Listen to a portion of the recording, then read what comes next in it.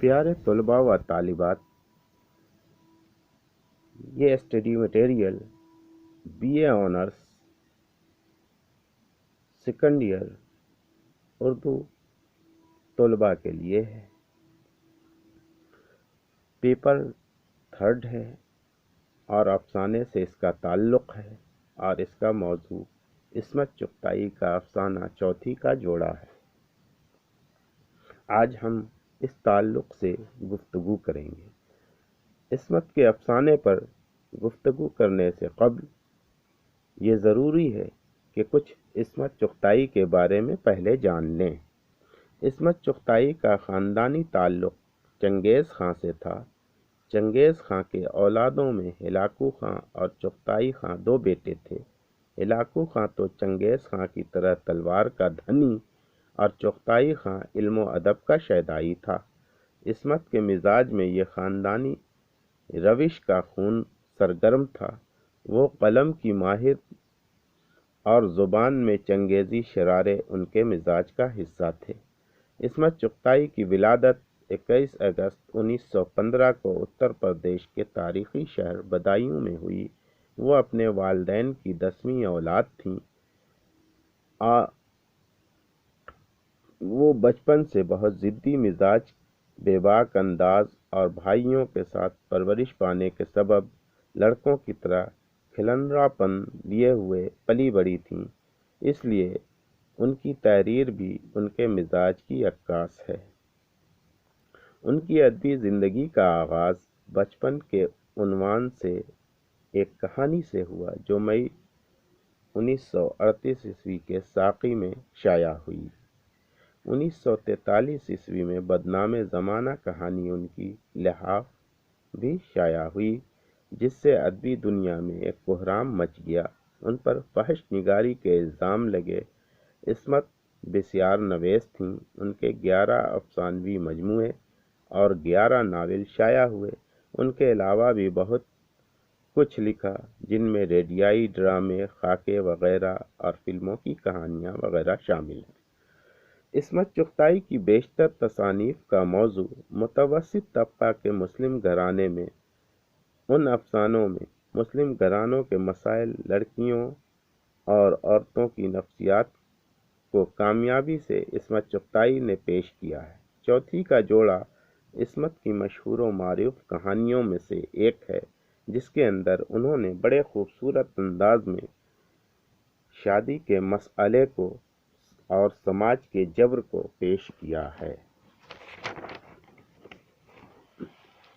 چوتھی کا جوڑا دراصل ایک سماجی مسئلہ ہے جو برسوں سے ہمارے سماج کا حصہ بنا ہوا ہے، جہاں عورت مرد اساس سماج میں جبر و ستم کا نمونہ بنی ہوئی ہے۔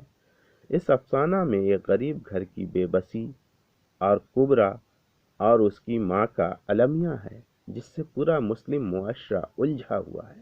وہ مسلم سماج جہاں شادی کو آسان بتایا گیا ہے، آج شادی ایک بھاری بوجھ بن گئی ہے، اور یہ غار کا ایک ایسا پتھر ہے جس کے نیچے ہزاروں کنواری لڑکیاں دب کر اپنا دم توڑ دیتی ہیں اور آواز بھی نہیں نکلتی ہے، کیونکہ سماجی منظرنامہ کبرا کے روپ میں عصمت نے یوں بیان کیا ہے۔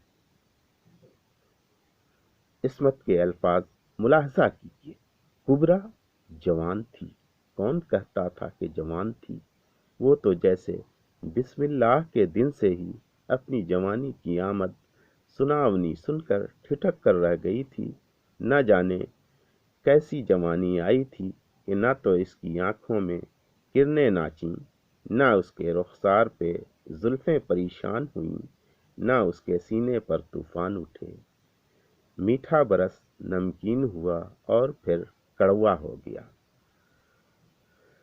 اس میں جو درد ہے، جو دکھ ہے، وہ آپ آسانی سے سمجھ سکتے ہیں، مگر کبرا اور اس کی ماں کا دکھ بھی غور کیجیے۔ یاد نہیں کب اس کے شبنمی دوپٹے بنے، ٹکے تیار ہوئے اور گاڑی کے بھاری خبر جیسے صندوق کی تہ میں ڈوب گئے۔ کٹوریوں کے جہاں دھندلا گئے گنگا جمنی کرنیں ماند پڑ گئیں، تولی کے لچھے اداس ہو گئے مگر کبرا کی بارات نہ آئی۔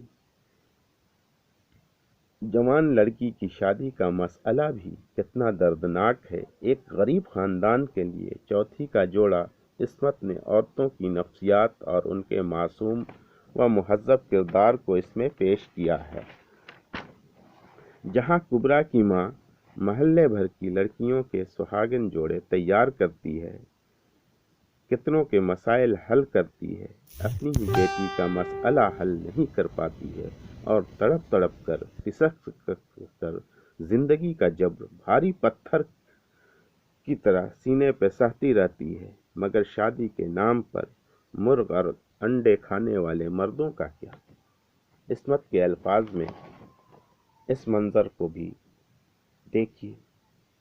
میرے تن بدن میں آگ لگ گئی، ہم سوکھی روٹی کھا کھا کے اسے ہاتھی کی خوراک دیں، گھی ٹپکتے پراٹھے ٹھسائیں، پھر بھی آپا کو جو شاندار نصیب نہیں اور اسے دودھ ملائی نگلوائیں، میں بھنا کر چلی آئی۔ اور شادی کے نام پر حرام خوری کا جو چکر ہے، وہی اس افسانے کا المیہ بھی ہے جسے عصمت نے بڑی خوبصورتی کے ساتھ اپنے انفرادی اسلوب میں برتا ہے۔ ملاحظہ کیجیے، صبح کی گاڑی سے راحت مہمان نوازی کا شکریہ ادا کرتا ہوا روانہ ہو گیا۔ اس کی شادی کی تاریخ طے ہو چکی تھی اور اسے جلدی تھی۔ اس کے بعد اس گھر میں کبھی انڈے نہ تلے گئے، پراٹھے نہ سکے اور سویٹر نہ بنے گئے۔ یہ عصمت کے الفاظ ہیں۔ اس میں جو کرب ہے، اس میں جو دکھ ہے، اس میں جو درد ہے، آپ اسے بخوبی سمجھ سکتے ہیں۔ چوتھی کا جوڑا عصمت کے قلم کا ایک بہترین افسانوی نمونہ ہے، جس میں مسلم گھرانے کی سماجی حقیقت کے کئی روپ ابھر کر سامنے آتے ہیں، جہاں شادی اور شادی کے